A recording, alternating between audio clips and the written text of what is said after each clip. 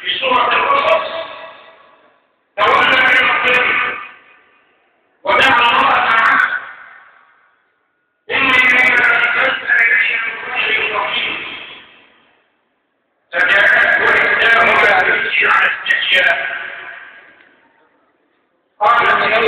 يدعوك بنبيك أجرا ما سررت لنا ولا يعرفك منه إلى وليها فصارت عنه وصرفتنا لتدله على الطريق جاءت عاصفة من الهواء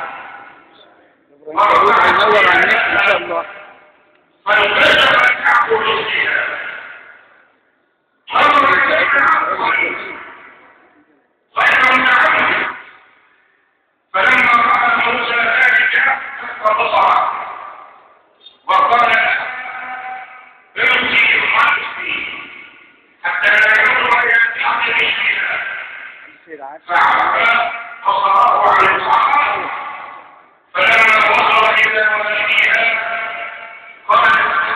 يسجدهما يستهجر ان خير من استهجرت القوي الامين اصبحت نتيجه الرزق قال اني اريد ان اصبحك احدى ابنتي هاتين فدعوت له الابنتين وتزوج موسى عليه الصلاه والسلام من ابنه هذا العبد الصالح وهذه الثمره من ثمرات العفه والطهاره وهناك امثله كثيره. هذا الرجل اسمه مضاعف وكان يعمل حاملا جاءه سيده ذات يوم فقال له يا مضاعف اطلب لي عقوبا من العلم فطلب له عقوبا من العلم وقدمه له فتناول سيده واحدة بعد أخرى من هذا العقوق فوجد العلم حقيقة فقال له يا مضاعف أما فيه عقوق الآخر فآتاه عقوق الآخر فوجده حقيقة فغضب قال له يا مضاعف أما تعرف كيف المرتين في شرطين حاضرين أما تعرف كيف من الحاضر فقال لا والله يا سيدي لا أعرف كيف من الحاضر يا ابو الشيخ كمال فقال له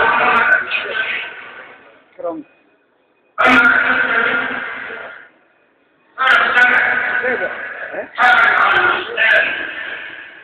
فسمي اسمه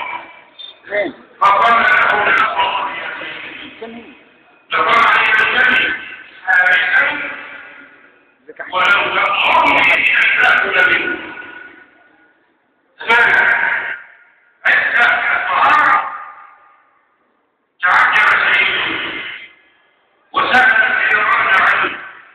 فأثنوا عليه ويقرأ فطلبه زوجا